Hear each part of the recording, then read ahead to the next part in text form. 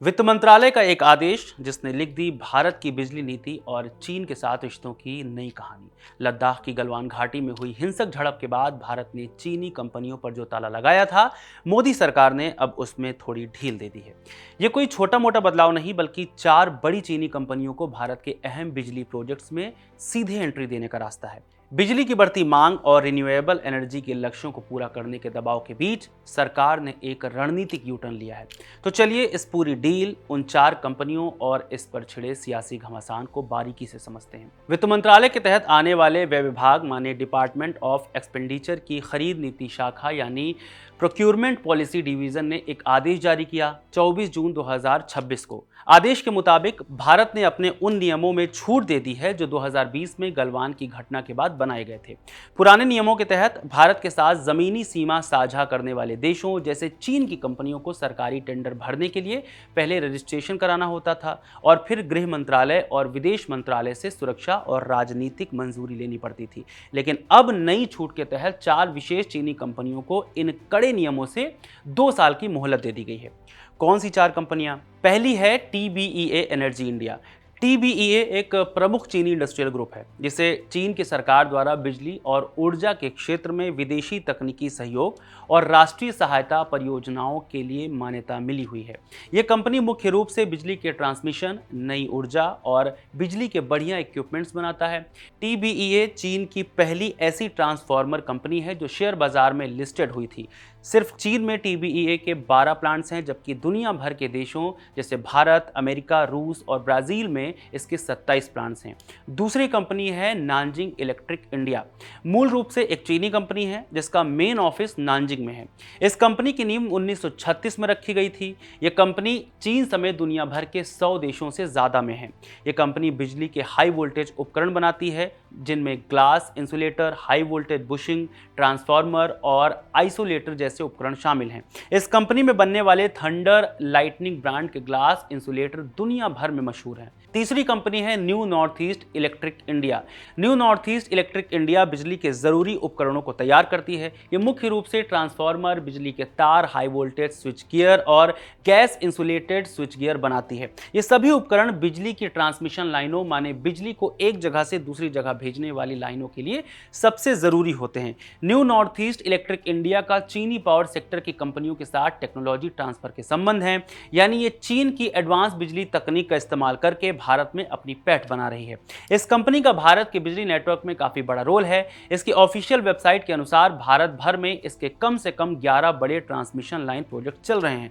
सरकार की नजर में आने का इस कंपनी का सबसे बड़ा कारण यह है कि इसकी भारत में अपनी मैन्युफैक्चरिंग यूनिट्स हैं।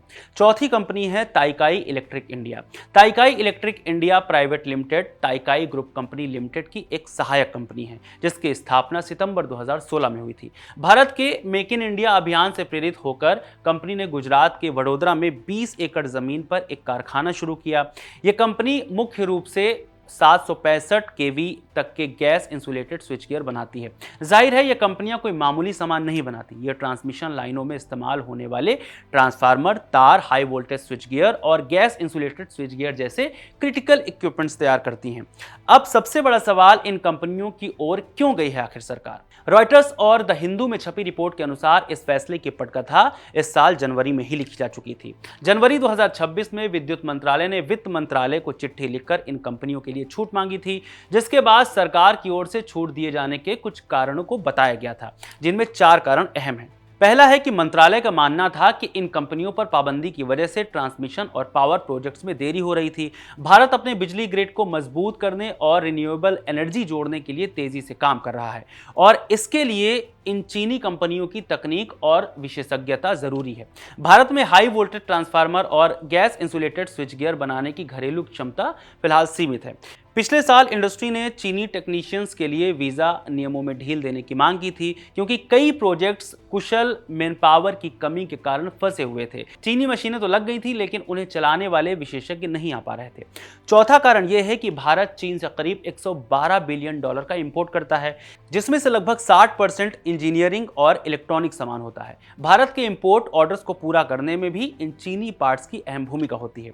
इन सब के बीच हमें ध्यान रखना चाहिए कि साल 2020 में सीमा पर हुए हिंसक संघर्ष के बाद भारत ने चीन के खिलाफ आर्थिक सर्जिकल स्ट्राइक की थी।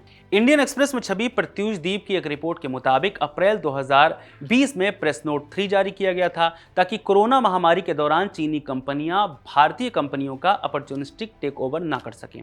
लेकिन फिलहाल अब बर्फ पिघलती दिख रही है। द हिंदू में छपी शरद राघवन की रिपोर्ट के मुताबिक मई 2026 में भी सरकार ने कुछ ढील दी थी, जिसके तहत 10% तक चीनी शेयर होल्डिंग वाली कंपनियों को बिना सरकारी मंजूरी के ऑटोमेटिक रूट से निवेश की अनुमति दी गई थी।